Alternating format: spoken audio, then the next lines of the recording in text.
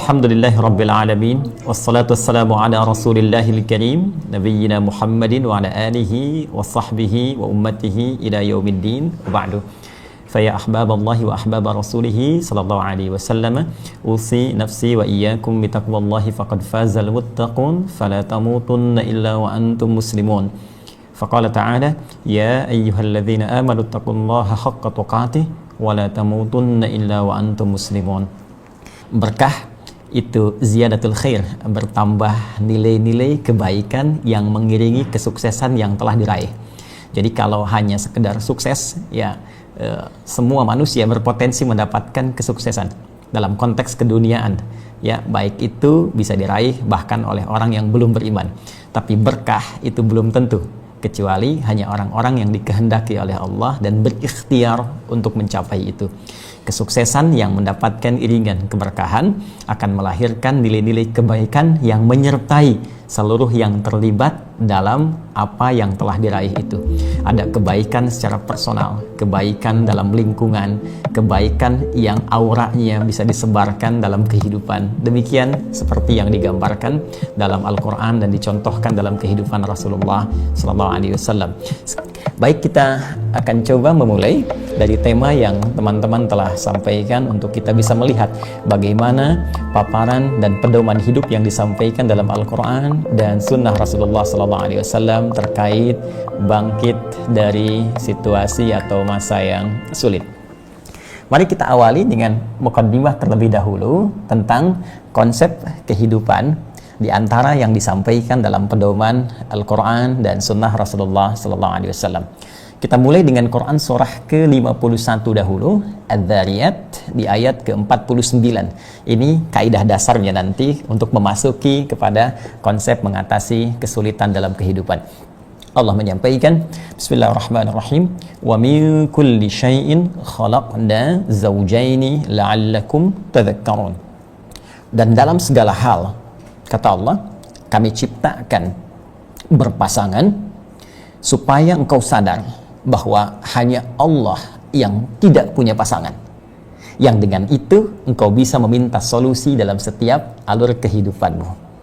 Ayat ini memberikan gambaran kepada kita bahwa seluruh yang tercipta, yang telah dicipta oleh Allah Subhanahu wa Ta'ala, itu memiliki pasangan yang dengan itu didesain untuk mengantarkan kemaslahatan dalam hidup kita, baik bernyawa ataupun yang tidak bernyawa, hidup atau benda mati.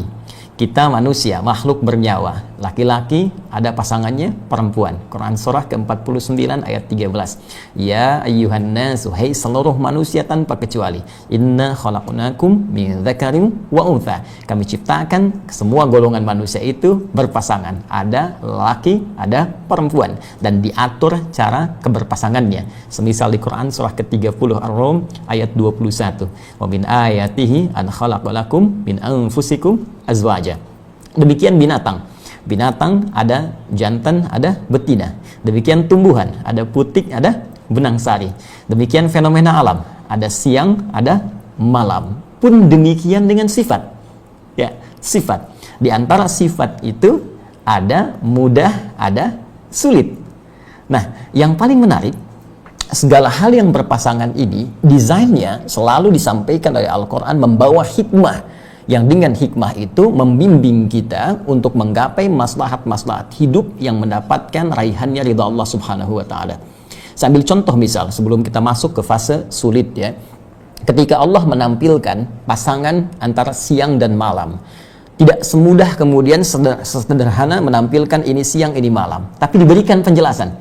Ini maksudnya Allah menciptakan siang, ini maksudnya Allah menciptakan malam. Bahkan bagi orang yang bisa menganalisis dan menggunakan arahan-arahan tadi, dia akan mendapatkan manfaat dan menemukan esensi kehidupan. Inna fi khalqis samawati wal ardi wa ikhtilafil laili wan nahar la ayatil liulil albab. Baik, ketika Allah kemudian detilkan, misal dari surah Ali Imran tadi, misalnya turun Quran surah An-Naba, ya, surah ke-78 dari ayat 10 sampai 11, ya. Allah sampaikan wa ja'alna al-laila libasa wa ja'alna an-nahara ma'asha. Di antara hikmah berpasangan siang dengan malam supaya kami atur bagaimana ritme kehidupan yang bisa engkau lalui. Ya, siang kata Allah idealnya gunakan untuk beraktivitas, mencari penghidupan, silahkan bekerja. Ya, karena situasinya didesain untuk memudahkan. Mataharinya tampak, kalaupun padam lampu bisa masih kelihatan, ya, aktivitas masih bisa terpantau. Malam diselimuti, idealnya gunakan untuk istirahat. Kalau pengen silahkan riset. Ya, di Quran surah ke-6 Al-An'am, ya, di ayat yang ke-11 itu, Qul siru fil ardi ya thumma anzuru kaifa kana aqibatul mukadzibin. Kalau engkau mau riset sampai jalan ekspedisi di malam hari, silakan. Seperti Rasulullah kemudian diperjalankan di malam hari peristiwa Isra dan Mi'raj itu di Quran surah ke-17 ayat yang pertama. Ya, subhanalladzi asra. Asra itu seakar dari kata sara, ya, ditambah hamzah di depan yang muta'addi dengan satu huruf, asra, perjalanan malam hari. Jadi sangat detail. Ini pasangannya, ini fungsinya. Laki-laki pasangan perempuan, ini karakteristik laki-laki, tandanya begini, karakternya begini, pasangannya perempuan, ini fungsinya, ini hak, ini kewajibannya. Nah, sekarang ketika Anda menetapkan tema bangkit dari kesulitan, narasi sulit di dalam Al-Quran, itu pun menariknya dijelaskan pasangannya. Ya, sulit disebutkan diksinya, katanya, lalu disebutkan pasangannya, dan sangat menarik dijelaskan secara terperinci panduan-panduan bagaimana bebas dari kesulitan dan meraih kemudahan yang diharapkan itu sesuai dengan passion hidup yang kita pilih. Apakah passionnya mencari kedudukan, ataukah bisnis, ya, dalam konteks kajian kita ini, ataukah keilmuan dan tahapan-tahapan lainnya. Ini yang akan coba kita turunkan menjadi kajian dalam tempo waktu, saya dengar 40 menit kurang lebih, ya. Mudah-mudahan waktunya masih cukup, ya. Baik, sekarang kita coba keluarkan beberapa turunan surahnya, kita analisis bersama, lalu kemudian kita bawa ke passion yang sesuai dengan teman-teman sekarang dalami atau kerjakan dalam khususnya dunia bisnis, ataupun bisa kita kembangkan kepada aspek yang lainnya. Baik, mari kita mulai narasi tentang sulit, ya. Di dalam bahasa Arab itu setidaknya ada dua diksi yang menunjuk pada kata sulit, ya. Satu, ada kata sa'bun, sad, ain, ba, seperti ini, ya. Yang kedua, ada diksi usrun, ya, ain, sin, ra, gini. Sa'bun itu kesulitan, tapi kadarnya masih relatif. Ya, boleh jadi bagi satu pihak itu dirasakan sulit, A merasa sulit, sisi lain B menilainya biasa saja, mudah. Ya, berbahasa Arab bagi sementara orang non-Arab barangkali dia akan katakan sulit. Bagi orang Arab itu mudah. Ya, karena itu orang Arab mengatakan lugha Arabiyyah sahlah. Ya, sebagian orang Indonesia mengatakan la, su'bah, sulit. Jadi kesulitan yang sifatnya relatif bagi seseorang dan yang lainnya mungkin menilainya mudah, itu diksinya dalam bahasa Arab diungkapkan dengan kata sa'uba yas'abu sa'ban. Sebaliknya, kalau ada diksi menggunakan kata usrun, asara ya'sar usrun, ya, ini menandakan kesulitan yang sifatnya mutlak. Sulit mutlak. Ya, jadi umumnya semua akan mengatakan ini memang sulit. Ya, saya ambil contoh misalnya, ya, ngangkat mobil, ya, mobil begitu besar kita mau angkat, ya kan? Sulit, semua orang akan mengatakan ini sulit, nggak mungkin, nggak bisa, ya kan? Baik, maka orang akan berkata hamlus sayyarah amrun usrun, ngangkat mobil itu perkara yang memang mutlak sulitnya. Ya, sulit, semua orang mengatakan ini nggak mungkin, ini kayaknya nggak bisa, itu usrun namanya. Lawannya dalam bahasa Arab ada kesulitan yang relatif, maka lawannya pun mudah, harus relatif juga. Maka sa'bun diperlawankan dengan sahlun namanya, sahlun. Ya, karena itu orang Arab berkata, jika ada si A berkata hadza amrun sa'bun, ini susah, maka yang lain akan berkata la, hadza sahla, ini mudah. Tapi yang paling menarik, sa'bun lawannya sahlun, usrun, kesulitan yang mutlak dianggap sulit, ternyata lawannya selalu dipasangkan diksinya dengan kemudahan yang semudah-mudahnya, yang menurut semua orang pun kalau tahu caranya itu pasti mudah. Ya, maka diksinya bernama yusrun. Ya, yusrun. Ada usrun, ada yusrun. Ada sa'bun, ada sahlun. Sekarang mari kita lacak, teman-teman sekalian, keluarga besar, insan kala seluruhnya, dimanapun Anda berada. Di dalam Al-Quran, Anda tidak akan menemukan kalimat sa'bun yang relatif ketika diungkapkan menunjuk kata kesulitan, pun demikian dengan sahlun. Yang akan kita temukan selalu ada usrun dan membangun sikap optimis dengan solusi yang dipasangkan dengan yusrun. Baik, ada kata usrun dan yusrun yang paling favorit bagi seluruh umat Islam di muka bumi. Bukankah salah satunya surat Al-Insyirah selain An-Nas itu kan? Surah ke-94 ya? Ya, Quran surah ke-94. Baik, kita temukan di sini kalimat usrun dan yusrun disatukan. Inna ma'al usri yusra. Ya kan? Fa inna ma'al usri yusra. Fa idza faraghta fansab wa ila rabbika farghab. Baik. Perhatikan kalimatnya. Inna ma'al usri yusra. Tadi saya katakan pembuka di awal dengan Quran surah ke-51 ayat 49. Dalam setiap nilai kehidupan senantiasa Allah pasangkan ya segala yang kita hadapi, bahkan diri kita sendiri, untuk memberikan pedoman-pedoman tertentu terkait dengan capaian yang ingin kita raih. Pun ketika teman-teman menampilkan tema sulit, diksi di Al-Quran yang ditampilkan itu kesulitan bahkan tingkat tertinggi yang mutlak ya. Seakan-akan Allah ingin katakan begini, hey, dalam situasi yang paling sulit pun, yang semua orang mengatakan ini susah, ini sulit, yakinkan pada dirimu, aku pasangkan kesulitan itu dengan kemudahan yang semudah-mudahnya. Kalau dalam bahasa psikologi, kalau Anda sedang merasakan kesulitan, sampaikan pada jiwamu, yakinkan, ini pasti selesai. Ini pasti mudah ini. Ya, ini pasti ada solusinya. Jadi Al-Quran itu selalu ingin menampilkan harapan, motivasi. Ya, tidak pernah ada satu diksi pun dalam Al-Quran yang membuat seseorang pesimis untuk mengatasi setiap persoalan yang dihadapi. Nah, jadi pengantar yang ingin saya sampaikan adalah berita baiknya ada narasi di dalam Al-Quran yang langsung bersumber dari Allah Subhanahu wa Ta'ala yang memberikan bimbingan tentang tema yang akan kita bahas pada kesempatan kali ini. Ketika kita mengatakan bangkit dari kesulitan, Al-Quran langsung memberikan kode. Ya, Anda bisa melakukannya dan Allah berikan jalan yang paling mudah kalau kita mengerti pedomannya untuk meraih apa yang kita harapkan. Nah, tinggal sekarang kita turunkan bagaimana kemudahan ini bisa diraih seperti yang Allah janjikan pada kita semua.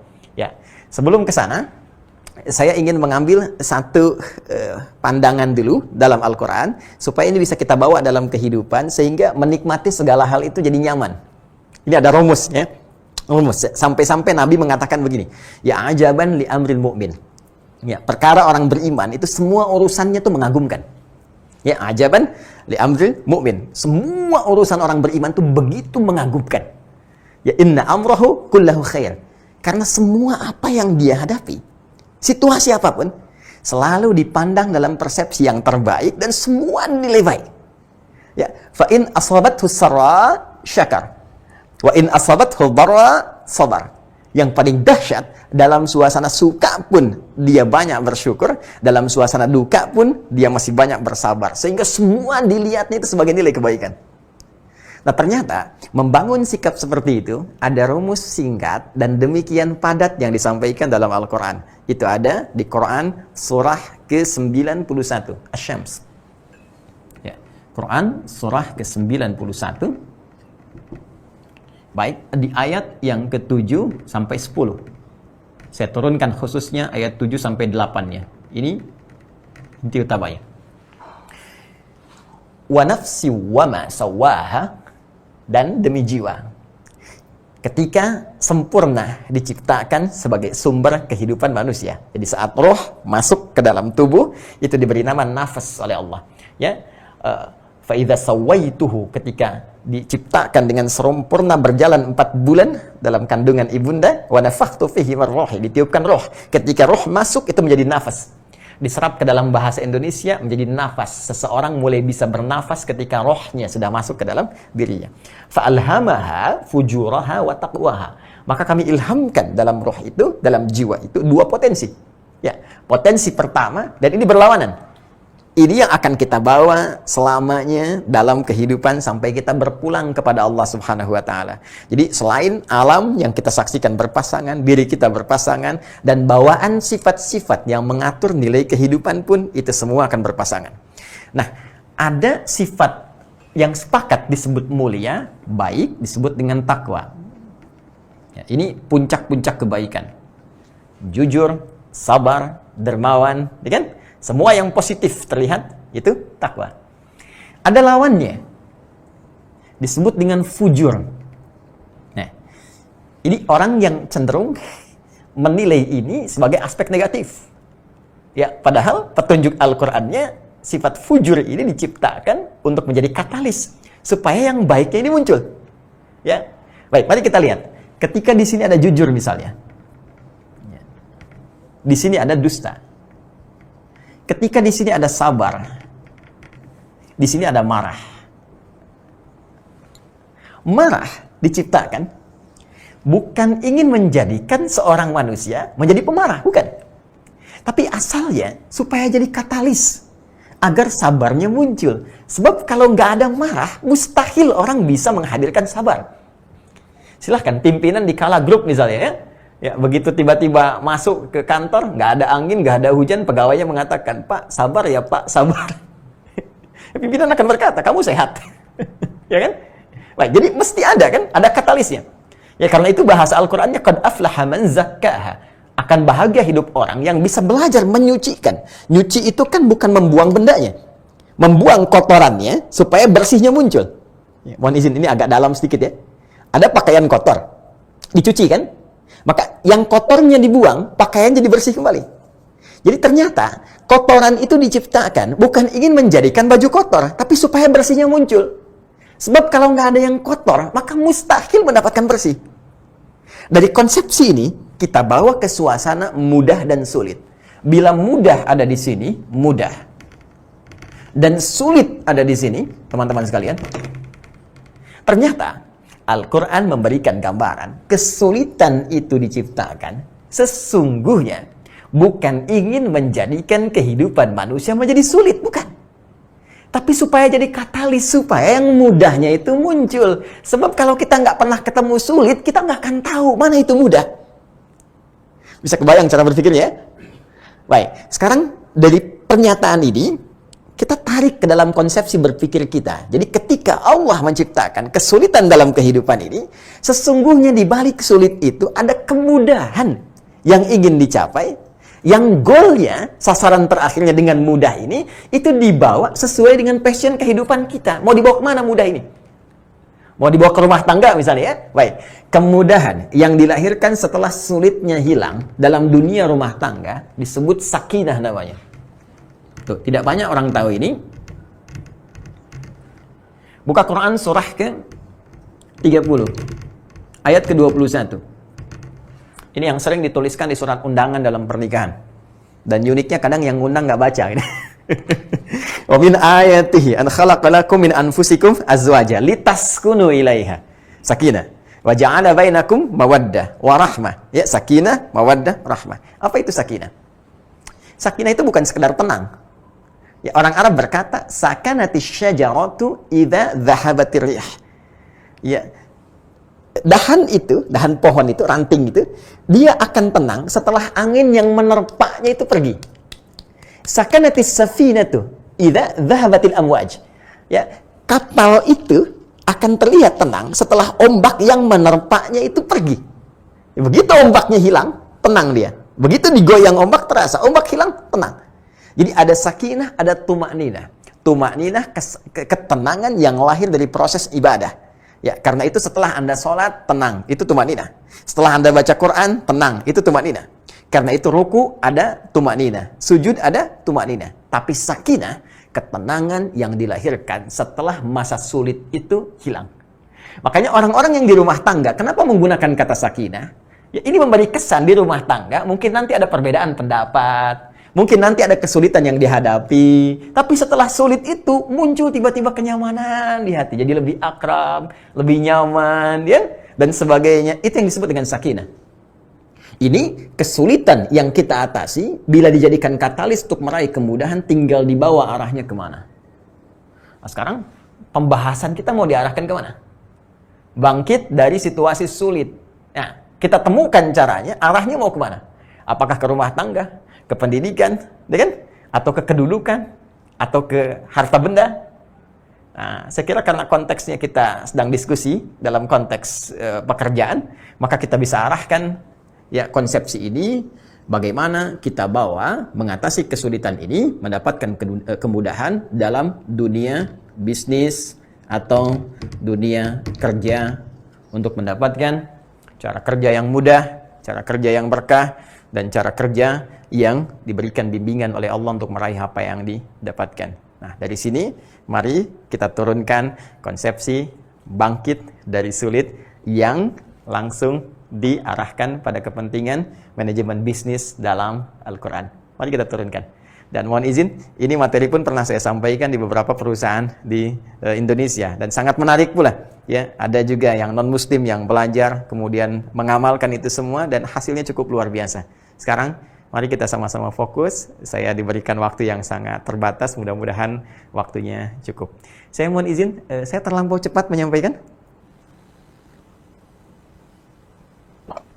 Mudah-mudahan tidak ya? Alhamdulillah, Ustaz. Ya, baik, karena waktu saya tadi dikasih 40 menit nih. Ini sudah keambil berapa sih? Iya. Baik ya. Jadi saya coba fokuskan lagi. Sekarang inti bahasannya. Bismillah. Saya mohon izin hapus sebentar. Baik, teman-teman sekalian. Sekarang kita lihat teorinya.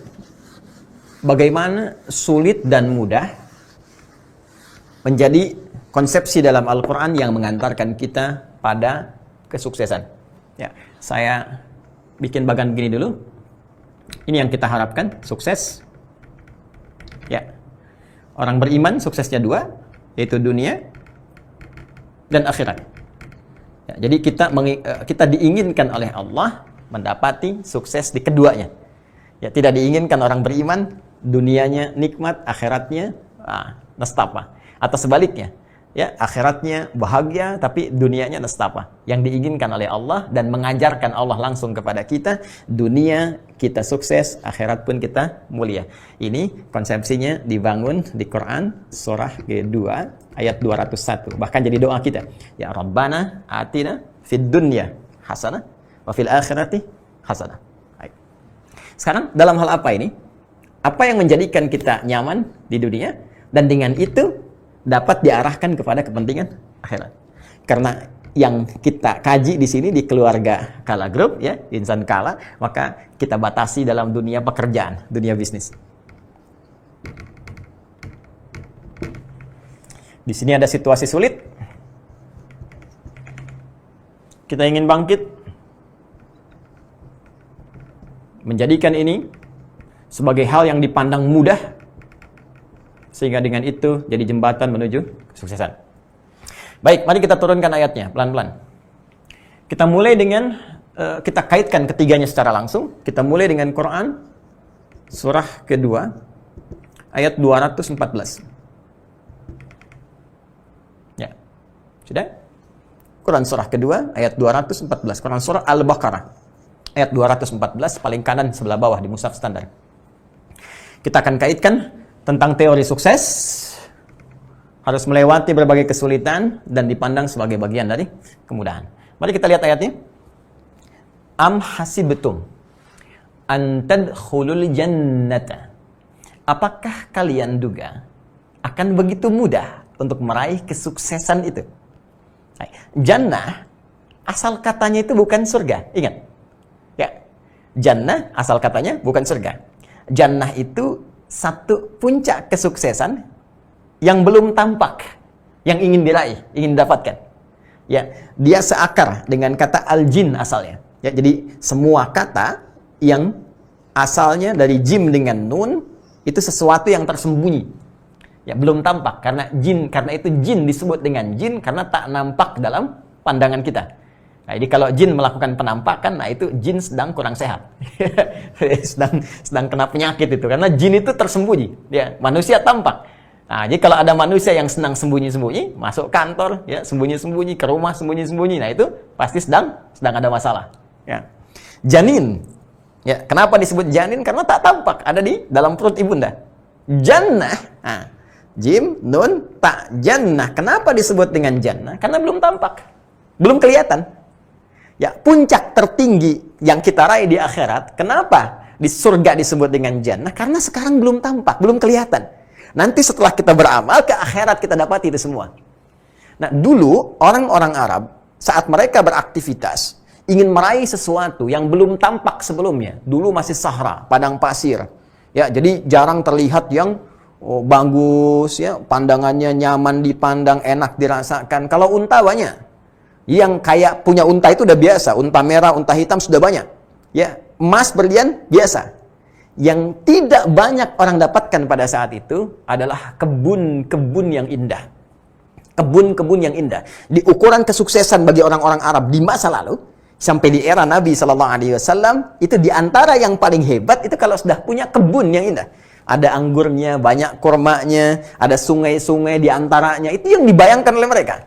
Sehingga dalam diksi Al-Quran pun orang-orang yang merasa sukses, ya, bahkan sejak eranya sebelum Nabi Muhammad SAW, dikisahkan nanti langsung oleh Allah, adalah ketika mereka memiliki kebun-kebun dan itu dinamakan dengan jannah. Ya, silahkan Anda cek setiap hari Jumat, ya, selain di antara saudara-saudari kita baca Yasin, bukankah disunahkan baca Al-Kahf? Ya, Quran surah ke-18. Ya, Quran surah ke-18. Kalau teman-teman jeli, Allah memberikan inspirasi kepada kita di surah Al-Kahf ini dengan 4 kisah utama. 4 kisah utama. Ya, di antara 4 kisah utama itu ada kisah 2 pemilik kebun. Ya? Seorang yang memiliki 2 kebun. Maaf, seorang yang memiliki 2 kebun. Pemilik 2 kebun. Ada kisah pemuda, kisah pemilik 2 kebun, kisah kemudian yang selanjutnya Nabi Musa dengan hamba Allah Khidir, ya. Kemudian setelah itu kisah Dzulkarnain. Di ayat ke-32, Quran surah 18. Ayat 32 sampai 44, Allah meminta kita belajar dari percakapan 2 orang.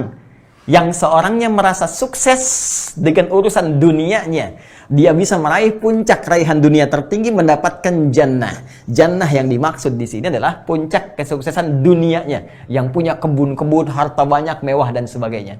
Wadrib lahum, ya. Apa? Masalah rajulaini ja'alna li ahadihuma, ya, jannataini. Ya, berikan Muhammad SAW contoh, berikan kepada mereka kisah tentang percakapan 2 orang lelaki. 2 orang sahabat yang salah satunya merasa sukses karena punya 2 kebun. Ya, yang pohon kurmanya penuh. Ya, wa hafafna bainahuma binakhlin wa ja'alna bainahuma zar'a. Dipenuhi oleh kurma, pohon-pohon kurma, tengah-tengahnya ada sungai-sungai dan itu dipandang sebagai puncak kesuksesan. Ini inni aktsaru minka mala wa azzu nafara. Sampai orang itu berkata, "Nih, hartaku paling banyak. Aku sukses nih. Keturunanku pun sehat-sehat, bagus-bagus." Ya, jadi saya ingin katakan diksi jannah dalam Al-Quran, ya, kadang ditautkan pada konteks keduniaan bagi orang yang merasa mendapatkan puncak kesuksesan dunianya. Ya, pada zaman-zaman dahulu termasuk di kalangan masyarakat Arab, kalau punya kebun-kebun, kalau punya tanaman anggur, kalau punya kemudian pohon kurma yang banyak, itu disebut dengan jannah, puncak kesuksesannya. Ya, kalau sekarang mungkin berbeda. Ya, punya perusahaan banyak, ya, punya mobil banyak, ya kan? Punya rumah mewah, ya, keturunan sehat, bagus semua. Maka konteks jannah itu jangan selalu diartikan dengan kebun, tapi lebih kepada ingin memberikan capaian kesuksesan dunia yang bisa diraih dalam konteks keduniaan. Baik, itu satu. Baik, dalam konteks akhirat itu dipahami dengan surga. Jelas ya? Ya, dalam konteks keduniaan ini bisa dipahami dengan capaian. Kalau dalam dunia bisnis, puncak kesuksesan yang bisa diraih dalam bisnis. Dalam capaian spiritual, puncak kebahagiaan surga yang bisa kita dapati. Karena itu redaksi surga di Al-Quran sering diungkapkan dengan jannah sebagai gambaran kesuksesan yang harus kita raih. Quran surah kedua ayat 25. وَبَشِّرِ الَّذِينَ آمَنُوا وَعَمِلُوا الصَّالِحَاتِ أَنَّ لَهُمْ جَنَّاتٍ تَجْرِي مِنْ تَحْتِهَا الْأَنْهَارُ. Nah, untuk mencapai kesuksesan ini, baik itu dunia, apalagi akhirat. Kata Allah, kembali ke Al-Baqarah ayat 214. Am hasibtum an tadkhulul jannah. Apa kamu duga untuk sukses itu bisa engkau raih dengan mudahnya saja? Dengan segampang itu.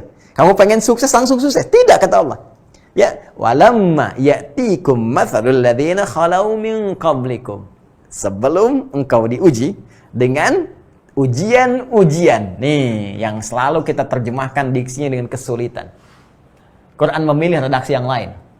Ya, Quran menampilkan redaksi tantangan. Tantangan. Ujian. Masya Allah. Secara psikologis ini bagus. Coba. Kalau disebut sulit, kepikiran kita bayangannya kesulitan kan? Ya. Tapi kalau tantangan, ujian, ada motivasi kita untuk mengatasinya. Ya, tapi poinnya adalah untuk meraih kesuksesan itu, ya memang fitrahnya kita harus melewati ini. Masa-masa ujian, tantangan. Ya. Orang-orang dulu, kata Al-Quran, pengen sukses, mereka diuji dulu. Nggak bisa tiba-tiba pengen sukses, langsung sukses begitu saja. Tidak. Ya. Silahkan cek, ahli-ahli akhirat misalnya. Ya. Keluarga-keluarga langit, sahabat-sahabat Nabi, even bahkan Nabi sekalipun. Apakah Rasulullah SAW dakwahnya sukses hanya menyeru saja, tidak mengalami kesulitan? Tidak. Yang dihadapi oleh beliau, Abu Jahal, ya kan? Abu Lahab, bahkan bagian dari keluarganya. Beliau pernah dilempari di Taif, beliau pernah diserang, belum pernah dipersekusi, ya. Beliau pernah bahkan diembargo, beliau pernah diancam, bahkan mengalami puncaknya, yaitu dikepung, ya 100 orang pasukan khusus, ya nyawanya dipertaruhkan di situ. Jadi untuk mencapai puncak dakwah pun selevel Nabi Muhammad SAW yang ahli surga itu harus menghadapi banyak tantangan. Maka bagaimana dengan kita yang bukan Nabi? Kita ingin sukses dan tidak ingin menghadapi tantangan. Siapa kita? Ya. Oke, kita lihat ke sahabat. Bagaimana seorang Abu Bakar sukses? Bagaimana seorang Uthman sukses? Kalau dalam konteks usaha, Abdurrahman bin Auf, apakah langsung sukses begitu saja? Tidak. Beliau harus kehilangan asetnya dulu di Mekah. Kehilangan harta bendanya. Dipaksa pergi dari Mekah ke Madinah. Saat itu masih Yathrib. Dengan hanya baju yang melekat di badannya saja. Dan itu menjadi tantangan terbaik. Sampai kemudian sukses. Sampai kemudian bahkan kapaknya terbuat dari emas. Jadi fitrah yang kita hadapi, jika memang kemudian kita ingin meraih kesuksesan, maka pasangan sukses itu, sukses sama dengan ujian. Sukses sama dengan tantangan. Dalam bahasa sebagian orang, sukses sama dengan kesulitan. Sukses sama dengan mengatasi problem. Jadi kalau ada orang pengen sukses, nggak pengen punya masalah, itu artinya dia belum siap mendapati kesuksesan itu. Ya, jadi ciri orang hebat, setiap orang yang ingin sukses, maka dia sudah siap menghadapi tantangan-tantangan yang dimaksudkan. Even itu bahkan dalam kehidupan dunia. Silahkan cek. Ya, kita ambil contoh non-muslim, jangan hanya orang beriman. Baik, mari kita lihat. Thomas Alva Edison, berapa kali percobaan untuk bisa mendapatkan apa yang kita bisa hasilkan saat ini? Ya, bohlam dari lampu dan sebagainya. Berapa kali percobaan yang dilakukan untuk mendapatkan keseimbangan di pesawat itu? Berapa kali percobaan yang dilakukan untuk mendapatkan safety dari kendaraan yang kita kendarai pada saat ini? Jadi semua orang sukses pasti butuh tantangan yang harus dilewati. Ini poinnya. Jadi kalau Anda katakan, sekarang kita mengalami kesulitan, cara berpikirnya kita balik. Balik. Semakin tinggi kesulitan yang kita hadapi, cara berpikirnya kita balik. Semakin dahsyat kesuksesan yang sedang Allah persiapkan untuk kita raih. Hanya persoalannya, kita mau nggak jadi golongan yang bangkit itu. Bukan cuma menatap kesulitan itu dan meratapinya. Bangkit, maju, jadi bagian yang bisa mendapati solusi itu semua. Ya. Bagaimana caranya? Mari kita teruskan dulu. Ya. Masat humul ba'sa. Ini indahnya Al-Quran. Ya. Masat humul ba'sa. Pertama, kata Allah, aku akan berikan tahapan-tahapan ujian ini untuk meraih kesuksesan itu sesuai dengan kadar kesanggupannya. Jadi ada kaidah lain nanti di Quran surah kedua Al-Baqarah di akhir ayat 286. Ya, di akhir ayat Al-Baqarah, akhir surah Al-Baqarah yaitu ayat 286. La yukallifullahu nafsan illa wus'aha. Allah tidak mungkin menguji seorang hamba di luar batas kemampuannya. Nah, jadi kalau diuji pasti kita mampu. Kalau tidak mampu, tidak mungkin diuji. mau di rumah tangga, mau di pekerjaan, ya, mau di jabatan, birokrasi, diplomasi, semua ujian yang kita dapati itu kita sanggup. Ya, kalau Adi Hidayat tidak sanggup, tidak akan diuji. Kenapa Anda yang diuji bukan saya? Karena Anda yang sanggup, saya nggak sanggup. Ya. Dan keadilan Allah menjadikan ujian itu diberikan pada hambanya yang sanggup saja. Baik, dari kadar ini dibagi 3 bagian. Ya.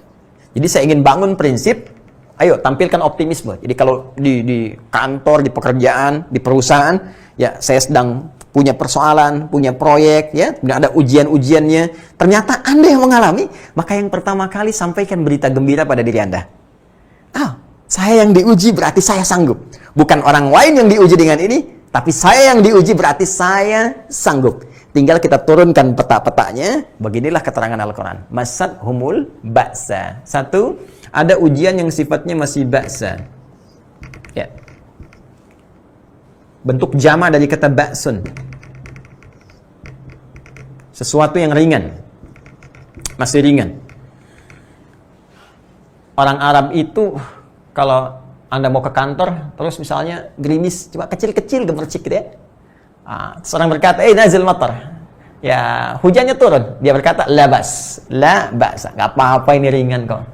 Ya, orang Indonesia lebih hebat. Disatukan kalimatnya. Labas. Tuh. Ujian yang mudah untuk dilewati. Ya, Anda masuk kala grup kan, diuji dulu kan? Ada ujian, sesuaikan pekerjaannya, kan? Batas kemampuannya apa, psikotesnya bagaimana, kemampuan di sini, kasih bebannya seperti ini. Ya, ingin naik posisinya, lebih tinggi lagi. Ingin pekerjaan lebih naik lagi, divisi makin meningkat lagi, posisi lebih kuat lagi, maka ujiannya pun naik kembali. Dharra. Ya, jama dari kata dharrun. Dharra dari kata dharrun atau dharrun. Ya, sesuatu yang mudah sudah mulai mengenai fisik. Ya, kalau hujan tadi masih gerimis, sekarang sudah mulai deras tuh. Ya, tadi pekerjaan masih ringan-ringan, sekarang sudah mulai menguras fisik. Ya, lelah, tenaga sudah mulai dikeluarkan, pikiran sudah mulai berpikir dan seterusnya. Ya, itu tandanya Anda sudah mulai mau masuk di level kesuksesan yang tahap kedua. Naik lagi. Jadi, perhatikan cara berpikirnya ya. Perhatikan cara berpikirnya. Orang yang diuji oleh Allah dengan ujian ringan, dia akan disesuaikan dengan kadar kesuksesannya. Masih ringan.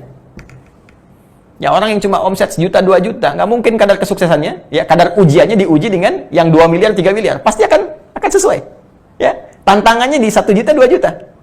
Tapi kalau Anda sudah merasakan ujiannya naik di atas level itu, berarti Allah ingin berkenan menaikkan omset Anda.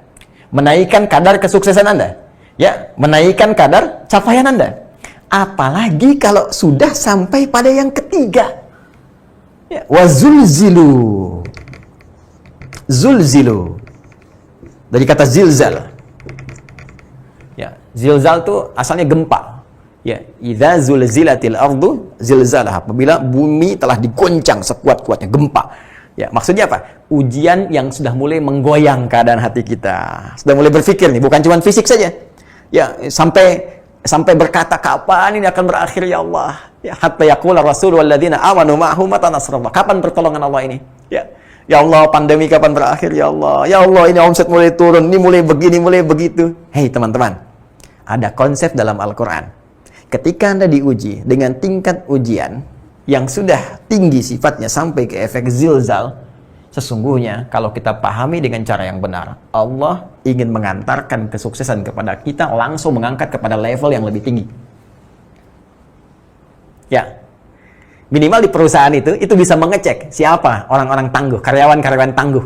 Ya, kalau dalam konteks di Kala Group nih bisa kelihatan ketika diuji, bisa kelihatan. Ya, mana yang numpang beraktivitas saja, mana orang yang benar-benar pengen bekerja, bisa kelihatan. Anda bisa lihat. Ya, karena itu di beberapa perusahaan profesional kadang-kadang bikin kasus sendiri. Kalau ada kasus ini bagaimana penyelesaiannya? Kalau ada begini bagaimana? Ini Allah kadang-kadang langsung kasih. Ini loh, ada tantangan begini. Ini ada hal yang seperti ini.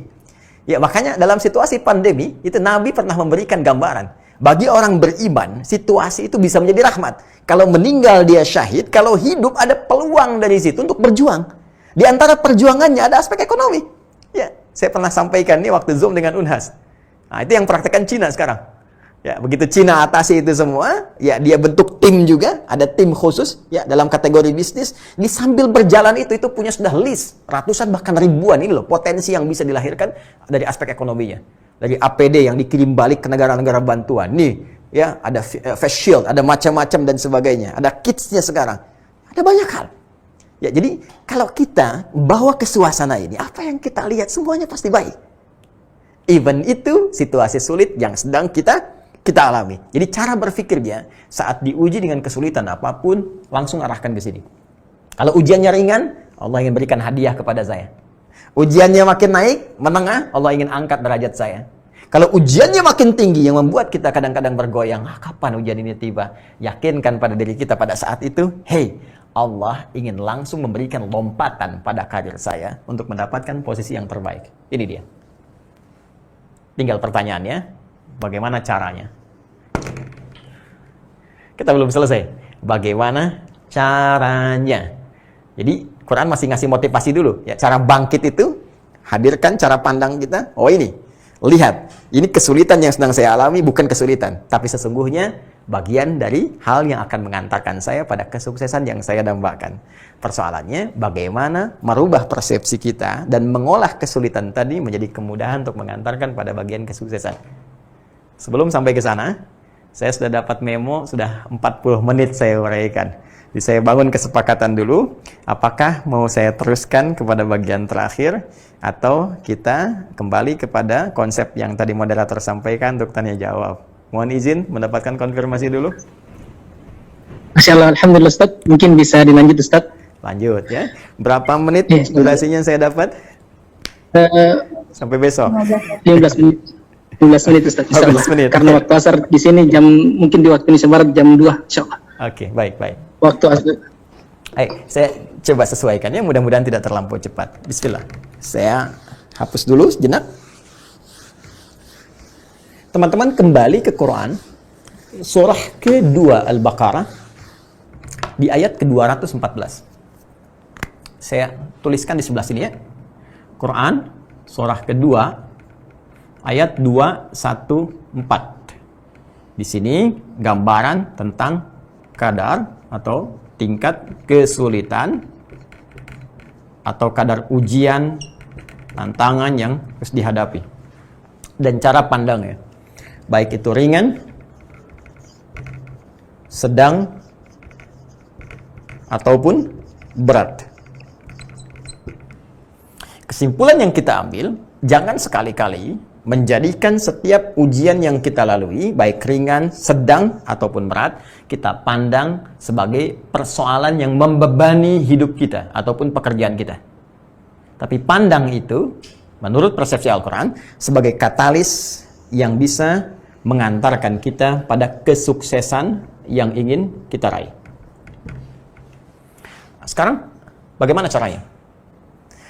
Al-Quran tidak berhenti memaparkan tingkat kesulitannya saja, tapi menurunkan kemudian satu rangkaian yang sangat indah untuk bisa mewujudkan ini semua, didapati di Quran surah ketiga. Ya. Mohon izin, ini bukan teori utak-atik ya. Saya nggak pernah main TikTok, ya. Begitu diutak-atik diketok tidak. saya kembali argumentasinya, lihat dalilnya apa, hadisnya apa, kemudian paparan ulamanya seperti apa. Sekarang lihat baik-baik, ini bukan utak-atik ya. Ini ketika bicara tantangan, surah 2, ayatnya 214. Ini keindahannya. Ketika bicara solusi, ini surahnya 3. Dan di surah 2 ini, posisinya di mushaf standar, itu di kanan paling bawah. Jadi kalau di mushaf begini, ini mushaf, ya, sisi kanan, sisi kiri. Ini yang tantangan, ini, di kanan bawah. Begitu mau dikasih solusi, pindah ke surah 3, posisinya di kiri atas, sini. Tuh. Ayatnya berapa? 142. Ayatnya berapa? 142. Ini 214, ini 142. Jadi duanya dipindah ke belakang dulu. Baik, sekarang mari kita lihat ya. Tadi di sini pembuka ayatnya am hasibtum an tadkhulul jannah. Saya tuliskan am hasibtum an tadkhulul jannah. Ini poinnya. Sekarang silahkan Anda cek di Quran surah ketiga ayat 142. Silahkan lihat awal ayatnya. Demi Allah saya katakan sama persis. Ya, hanya yang di sini ingin memaparkan kadar kesulitan, ini dalam ilmu tafsir disebut taksisan lima'nan jadid. Ini menyampaikan tentang solusi yang bisa diraih. Yang di sini am hasibtum an tadkhulul jannata walamma ya'tikum mathalul ladzina khalau min qablikum. Tantangan di sini am hasibtum an tadkhulul jannata walamma ya'lamillahu alladzina jahadu minkum wa ya'lamas sabirin.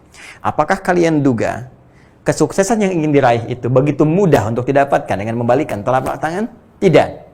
Sebelum nampak pada diri kalian, kata Allah, jahadu, kesungguhan, keseriusan dalam meraih kesuksesan itu. Izin kepada semua, mohon maaf tidak bermaksud untuk mengajari, hanya menegaskan makna Al-Quran. Kalau ingin sukses, Anda mesti serius. Anda ingin jadi karyawan yang sukses, ya, bisnismen yang sukses, Anda mesti serius, cintai pekerjaan Anda. Ya, Anda ingin menjadi ustadz yang sukses, ilmuwan yang sukses, cintai ilmu Anda, pelajari dengan baik. Ya, setiap apa yang kita kerjakan dengan serius, maka keseriusan itu adalah pengantar menuju kesuksesan yang kita harapkan. Bahkan kalimatnya tegas di Al-Insyirah itu. Fa idza faraghta fansab. Kalau engkau telah menuntaskan tugasmu itu, maka bersiap dengan serius mengerjakan yang lain. Urutkan dengan rapi. Wa ila rabbika faraghab. Setelah serius kau kerjakan, maka berserah diri kepada Allah meminta hasil yang terbaik. Nah, kalimat keseriusannya, kesungguhannya diungkapkan dengan kalimat jahadu. Ya. Jahada, yujahidu, jahadu, infinitif, akar utamanya. Awas, saya katakan akar utamanya dalam ilmu lughah, ya, bukan ilmu sharaf, ya. Kalau ilmu sharaf nanti tasrifnya jahada, yujahidu. Tapi akar utamanya, ya, itu dari kata al-juhdu.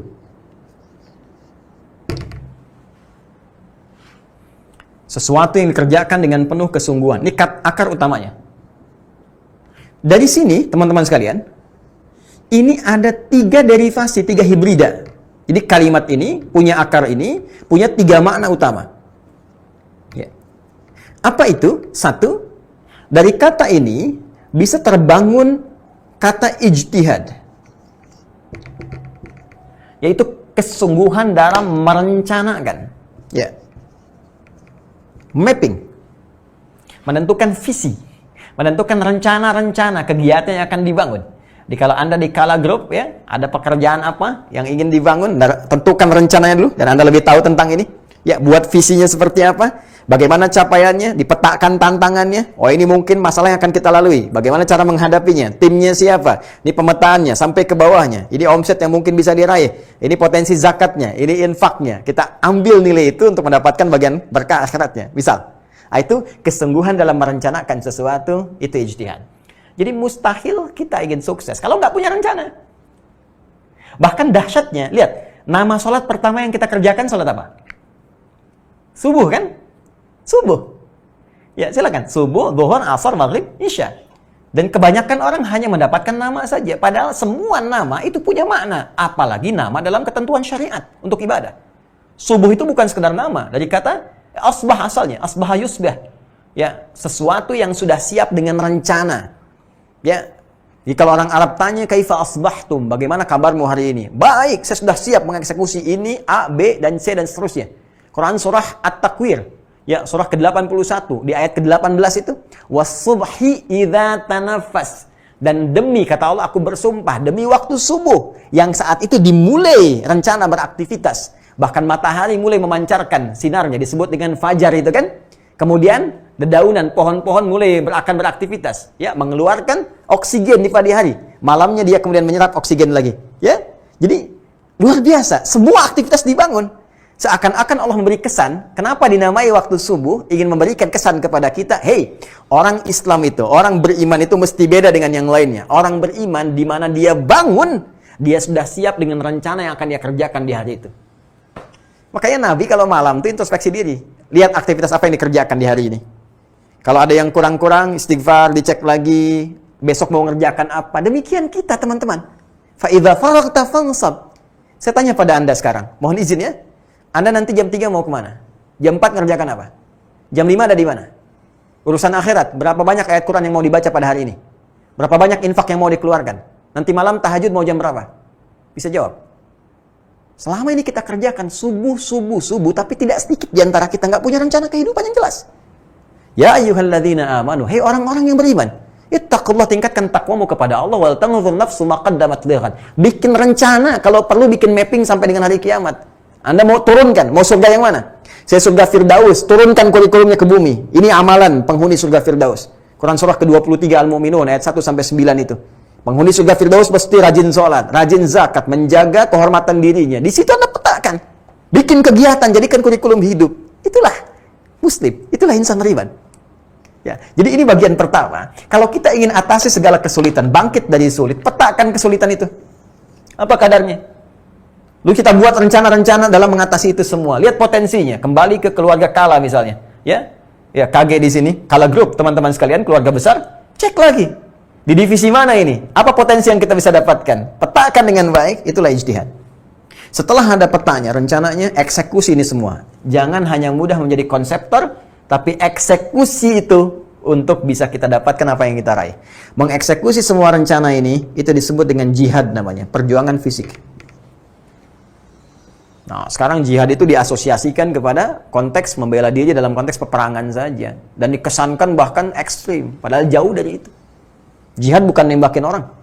Ya, jihad bukan teror. Jihad bukan membom orang sembarangan. Itu hati-hati, kalau ada ajakan-ajakan kekerasan seperti itu langsung tinggalkan, tolak.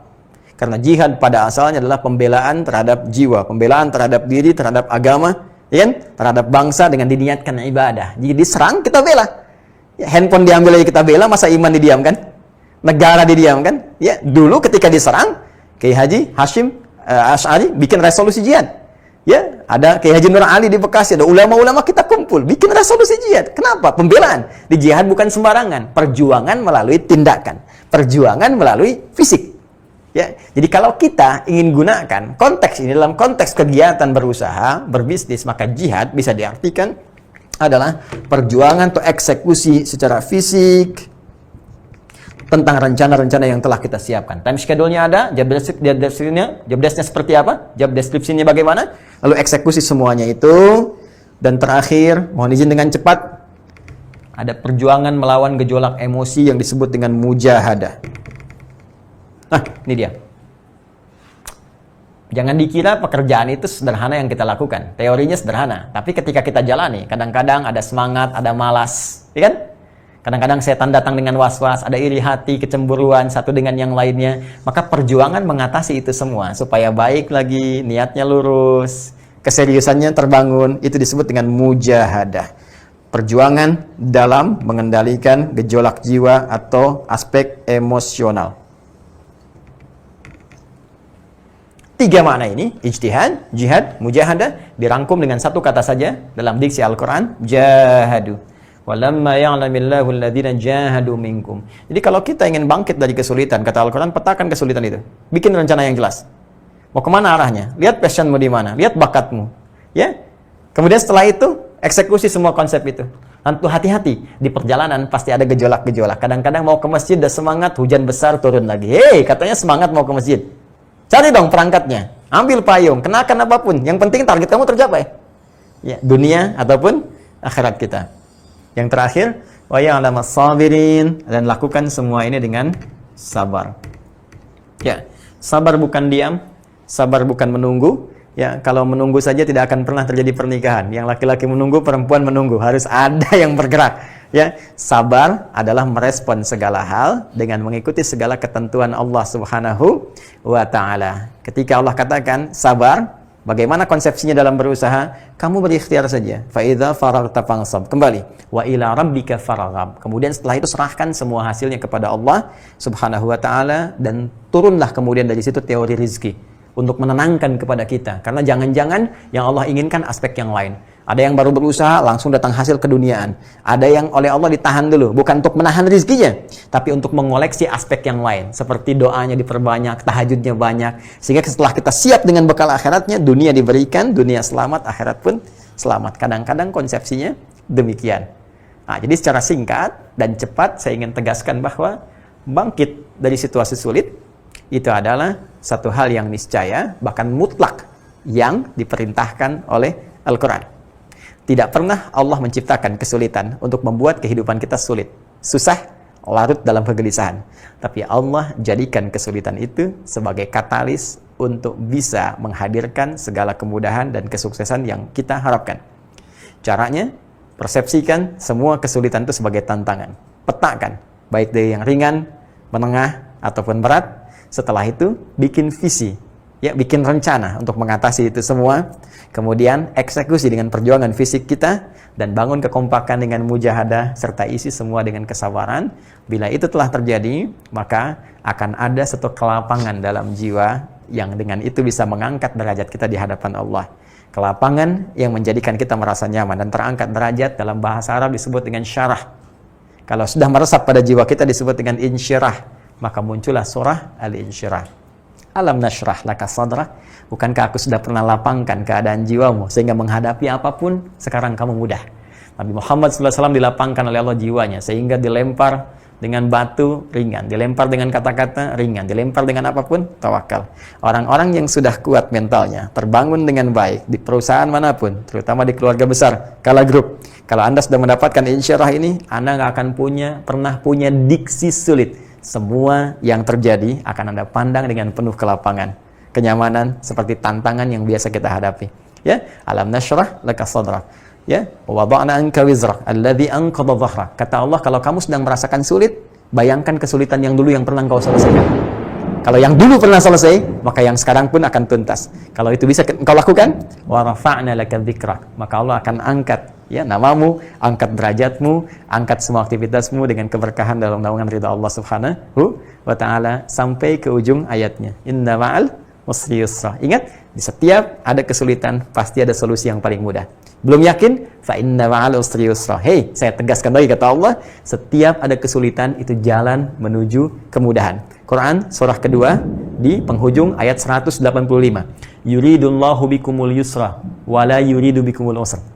Allah menginginkan engkau mendapatkan kemudahan, bukan kesulitan. Jadi kalau masih ada yang sulit setelah paparan ta'lim ini, merasa sulit, itu bukan Allah yang menjadikan sulit. Andanya yang tidak ingin pernah meraih kemudahan. Fa'idha faraghta fansab. Setelah selesai urusan yang engkau lakukan, siapkan pekerjaan berikutnya. Wa ila rabbika farghab. Dan tawakallah kepada Allah untuk mendapatkan hasil yang sempurna dengan niat ibadah kepada Allah Subhanahu wa ta'ala. Baik Ustadz, ada beberapa pertanyaan yang masuk. Silakan. Pertanyaan pertama, bagaimana cara bisa tetap bersabar dan bisa bangkit melewati cobaan, baik cobaannya berupa pandemik seperti ini atau cobaan lainnya, Ustadz? Terima kasih.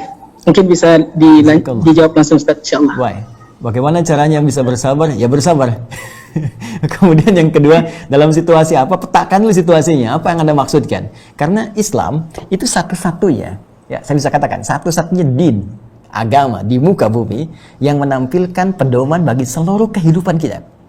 Silahkan, demi Allah saya katakan, Anda bandingkan dengan keyakinan manapun. Tidak ada yang memiliki pedoman selengkap Islam. Islam mengatur perkara kehidupan kita, bahkan dari bangun tidur sampai tidur lagi. Dari perkara yang sederhana sampai yang kompleks, semua ada pedomannya.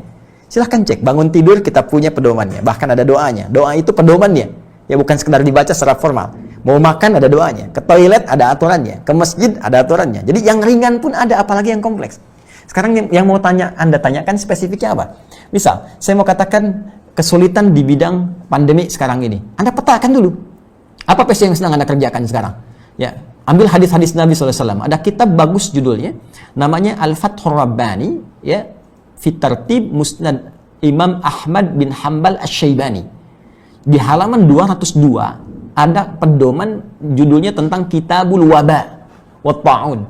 Ya, kitab pedoman menghadapi wabah dan ta'un. Itu ditampilkan secara detil bagaimana petunjuk-petunjuk Nabi ketika kita menghadapi satu wabah. Baik sifatnya wabah itu epidemi lokal tapi menyebar, atau pandemi menyebar secara lebih luas lagi. Di antara kalimat Nabi yang indah, itu yang paling luar biasa, adalah Allah Subhanahu wa ta'ala menjadikan dalam situasi tertentu, ya, wabah itu bisa menjadi rahmat bagi hamba-hamba yang beriman. Ya, hamba-hamba yang beriman jadi rahmat. Nah, rahmat itu cabangnya bisa dua. Satu, bisa jadi ampunan dari dosa yang sangat berlipat. Itu konsepnya ada di Quran surah 39, Ya, di ayat ke-53.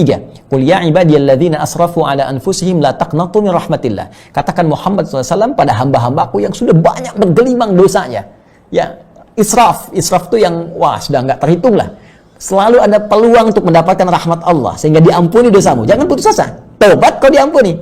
Nah, puncak tertinggi pemberian Allah untuk mengentaskan dosa seseorang itu dengan menurunkan rahmatnya.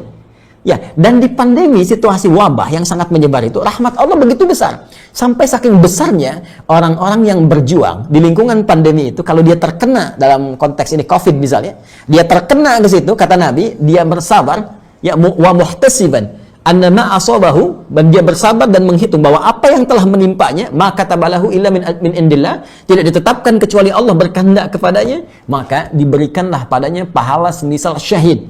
Anda bayangkan? Jadi kalau dia wafat, syahid dia. Itu apresiasi dari Nabi. Ya. Jadi ketika Anda menghadapi situasi seperti ini, kenapa disebut syahid? Karena seperti orang berjuang. Kata Nabi, kalau kena kamu wabah, jangan keluar dari tempatmu, jangan orang masuk ke tempatmu. Anda menjaga diri Anda supaya nggak keluar, melindungi orang. Karena itu ketika Anda wafat, Anda syahid, rahmat. Satu sisi. Sisi kedua, ya, rahmat itu bisa diartikan dengan pemberian Allah dalam konteks keduniaan. Allah memberikan rahmat bagi hambanya dalam konteks keduniaan, sifatnya disebut dengan Rahman. Allah ya Rahman, Allah ya Rahman. Ya, dengan rahmat Allah rizki diberikan. Dengan rahmat Allah keturunan didapatkan. Dengan rahmat Allah ketenangan diraih. Nah, sekarang kalau konteks ini Anda akan bawa ke dunia pekerjaan, ke bisniskah misalnya, ya, kena pandemi, tiba-tiba perusahaan Anda melakukan penyesuaian, pengetatan, Anda terkena di situ. Bahasa orangnya PHK misalnya, jangan berhenti di situ, karena rizki Allah itu bukan didapatkan dari satu jalan saja. Allah berikan peluang begitu banyak jalan rezeki. Kenapa Anda larut dalam kekecewaan pada satu jalan saja? Ada banyak yang lainnya yang ketika Anda bergerak rezeki turun. Makanya pelajari kaidah rezeki. Quran surah ke-51 misalnya, ya, ayat ke-22. Wa fis samaa'i rizqukum wa ma tu'adun. Di langit telah ditetapkan rizkimu pasti akan diberikan, enggak akan dikurangi sedikit pun. Sesuai jumlahnya sampai engkau wafat, dan Allah janjikan akan diberikan kalau engkau mau berusaha.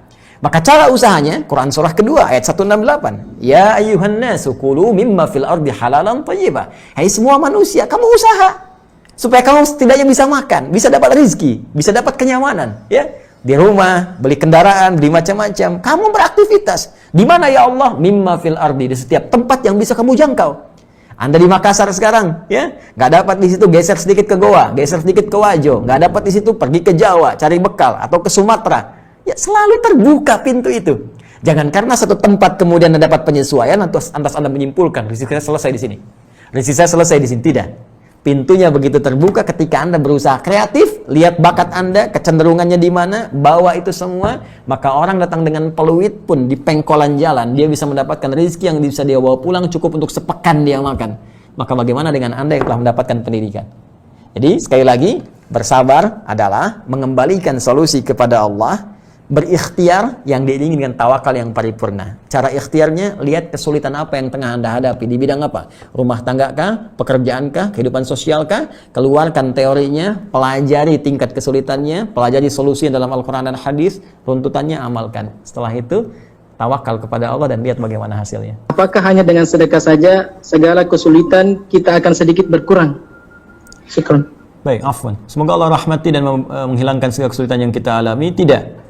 Ya, konsep dasarnya ada di Quran surah kelima Al-Maidah di ayat ke-35.